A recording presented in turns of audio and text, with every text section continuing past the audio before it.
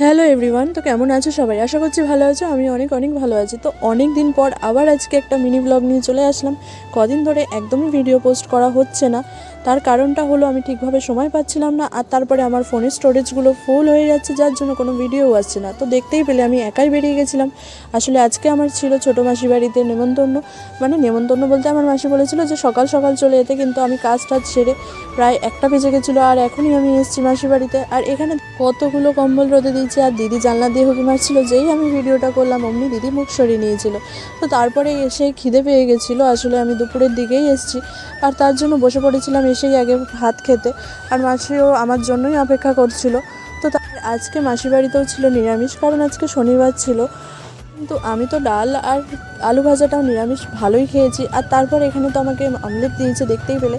আর তারপরে দেখো ফুলকপি আলুর ঝোল, পায়েস টায়েস, চাটনি মাটনি আমার কিছুই তোলা হয়নি খাওয়ার চক করে। আর এখানে আমি দেখো খেয়ে দিয়ে এসেছিলাম মাসিকে দেখতে যে কী বানাচ্ছে। তো চলো তোমাদেরও এক ঝলক দেখাই। তো আমার মাসি এখানে পাটিসাপটা বানাচ্ছিল। আসলে অন্য কোনো সাজ টাজ মাসি পোড়ায়নি, মাসি শুধু একটুখানি পাটিসাপটাই বানাচ্ছিল, কারণ সেইভাবে দিদিরা কেউ খায় না। তো তার জন্য মাসি শুধু পাটিসাপটাই করে কয়েকটা। আর তারপরে এখানে মাসি করছিল। তো মাসি কিন্তু নারকেল দিয়ে একদমই করেনি, এটা কিন্তু ছিল কালাকাতের। আর আর এখানে প্রায় মাসির সবকটা একটা একটা করে ভাজতে ভাজতে এখানে সবকটা প্রায় ভাজা কমপ্লিট হয়ে গেছে। আর এই দেখো, তো সব ভাজা হয়ে গেছে। আর যেহেতু বারান্দায় আমি আর বোন মিলে গল্প করছিলাম, তাই আমি এসেছিলাম একটু এখান থেকে কিছু নিতে, মানে দুটো পাটিসাপটাই নিয়ে এসছিলাম, কারণ আমরা দুজনে মিলে গল্প করছিলাম। তো ভাবলাম এটা দিয়ে আরও বেশি জমে যাবে। তো তারপরে বোনকে একটা দিয়ে আর আমি একটা নিয়েছিলাম। তো পাটিসাপটাটা খেতে কিন্তু দারুণ হয়েছিল, একদমই নরম। তো তারপরে আমি এখানে খেয়ে দিয়ে একেবারে কিন্তু 5টার মধ্যেই আমি বেরিয়ে যাব, কারণ আবার সন্ধ্যা হয়ে যাচ্ছে। তো চলো টাটা।